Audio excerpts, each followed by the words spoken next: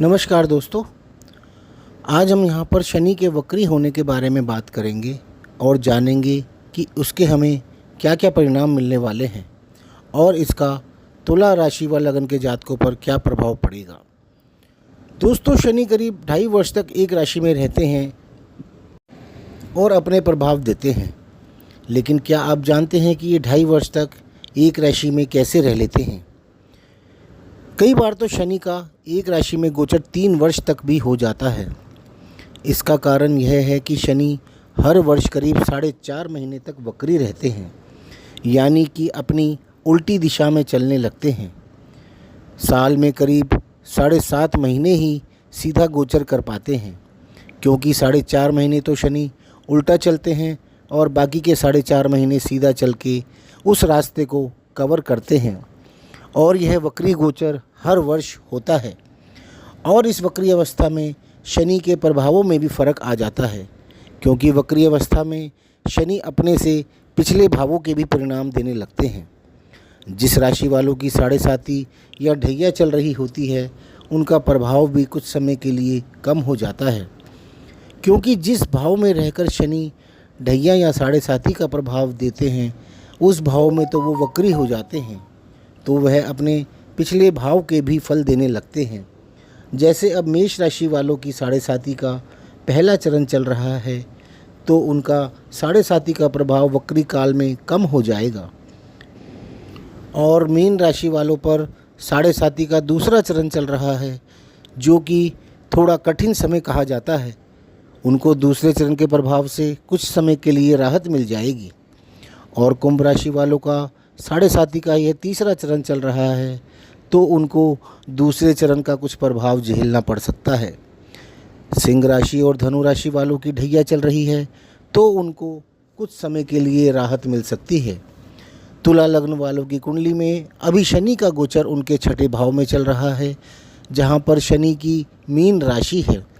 शनि तुला लग्न के जातकों की कुंडली में 4th व 5म भाव के स्वामी हैं, इसलिए शनि इस कुंडली के योग कारक ग्रह हैं, क्योंकि 4th भाव केंद्र का भाव है और 5म भाव त्रिकोण का भाव होता है। केंद्र व त्रिकोण के स्वामी होने के कारण शनि इस कुंडली के लिए बहुत ही शुभ फलदायक ग्रह हैं। और आपके योग कारक शनि अभी आपको 6ठे भाव में बैठकर फल दे रहे हैं। 6ठा भाव कंपटीशन, शत्रु, कोर्ट केसेस, जॉब, बीमारी, लोन्स व कर्जे आदि का है, यानी यह समय आपका इन सब कार्यों के लिए बहुत ही शुभ फलदायक चल रहा है, क्योंकि शनि जिस भाव में भी जाएंगे आपको उसी भाव से संबंधित अच्छे ही फल प्रदान करेंगे। 27 जुलाई 2026 को शनि मीन राशि में वक्री होने जा रहे हैं, यानी अपनी उल्टी चाल चलेंगे। और कोई भी ग्रह जब भी वक्री होता है, तब वह अपने पिछले भाव के फल देना आरंभ कर देता है।